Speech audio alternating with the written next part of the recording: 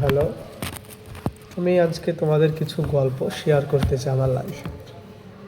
তো আমার নাম রনি, আমি একটা প্রাইভেট কোম্পানিতে জব করি, একটা রিলায়েন্স জিও, অনেকেই চেনো। তো ভাই, একটা কথা বলি, পড়াশোনা করো।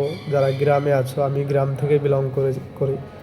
তোমার আমার বাবা মা কেউ চাকরিজীবী না, তারা কেউ পড়াশোনা যে এমন জানে তাও না। তো কেরিয়ার ভাই, নিজের কেরিয়ার নিজেকেই সেট করে নিতে হবে।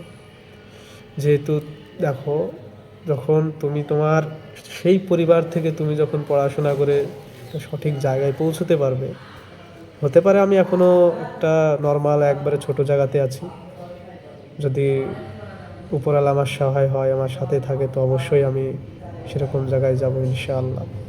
নিজের মধ্যে সেই প্রচেষ্টা আছে, চালিয়ে যাচ্ছি।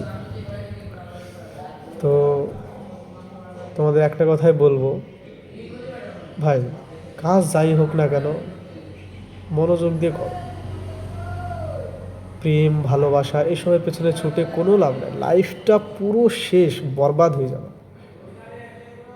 একটা কথা আমরা ছোটোতে শুনতাম, কিন্তু ওই সময়টা যেহেতু আমরা পার করেছি, তো ভাই ওই আমাদের যে 18 থেকে 20 বছর এই বয়সটা একটা, তো কি বলবো, সত্যি ওই সময়টা যদি কোনো মানুষ যদি একবার নিজেকে মানিয়ে নিতে পারে প্রেম ভালোবাসার মধ্যে না গিয়ে, তাহলে ভাই তার লাইফ সাকসেস, কেউ আটকাতে পারবে না। কিন্তু আমাদের যা অবস্থা, কি বলবো তোমাদের,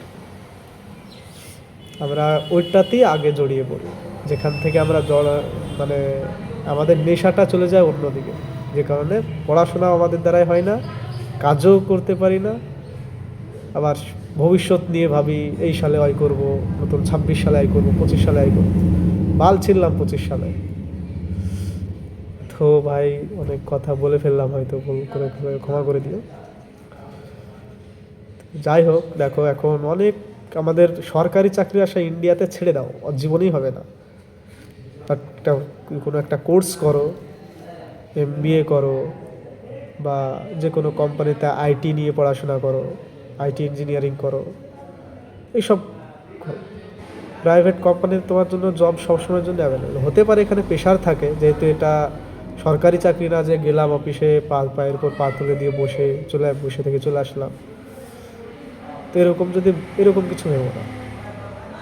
একটা জিনিস ভাবো, কোম্পানির চাকরি মানে আমাকে নিজে কাজ করে তবে আমি আর্নিংটা করতে পারবো, এটা সবসময়ের জন্য নিজের মাথায় রাখবে। কখনো এটা ভাবা যাবে না যে না, আমি চাকরি পেয়ে গেছি মানে বসে থেকে চলে আসবো। এরকম যদি ভাবো তাহলে কিচ্ছু হবে না। তো যেটা আমার মেন উদ্দেশ্য বলার, এটা আমার ফার্স্ট ব্লগ, আমি প্রথম ভিডিও করছি, আগে কখনো ভিডিও করিনি। তো ভুল তো অনেকেরই হতে পারে, আমি জাস্ট কিছু পরামর্শ দিলাম আমার নিজের থেকে। আমি নিজে একটা কাজ করি, কোম্পানির কাজ করি, প্রচণ্ড প্রেশার ভাই, এখানে প্রচণ্ড চাপ, তারপরেও নিজেকে মানিয়ে সারাদিন মার্কেটে ঘুরে বেড়াতে হয়, কাজ করতে হয়। তো সবাই ভালো থাকবেন আর এগিয়ে যান লাইফে। কিচ্ছু নাই, নিজের লাইফ ভাই নিজেকেই করতে হবে। আমার বাপ মা করলো না, আমার বাবা মা আমাকে জন্ম দিল, আমাকে আমার কেরিয়ারের জন্য খাটলো না, এইসব দেখে লাভ হয় না। গরিব মানুষের ছেলে, নিজের কেরিয়ার নিজেকেই বানিয়ে নিতে হবে, নিজেকেই তৈরি করবে। নিজের মধ্যে এইটা রাখো যে আমার প্রজন্মে যারা আসবে তাদের যেন আমি ভালো রাখতে পারি। আমরা যেমন আমার বাবা মাকে গাল দিয়েছি, তারা আমাকে একটা সঠিক জায়গাতে পৌঁছে দিতে পারেনি, আমাকে একটা সঠিক কর্মের ব্যবস্থা করে দিতে পারেনি। তো এইসব ভাই বলা বেকার, কোনো কাজ হবে না। মাথায় এটা রাখো যে আমার ছেলে মেয়ে যেন আমাদেরকে এরকম কথা না বলতে পারে, যেটা আমাদের জেনারেশন।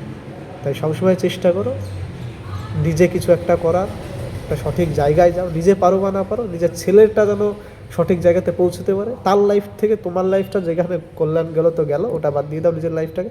তো নিজের সবটুকু শেষ করে দিয়ে নিজের ছেলে মেয়ে তার প্রজন্মে যারা আসে তারা যেন সবসময়ের জন্য ভালো থাকে, এটা সবসময় ভাবো।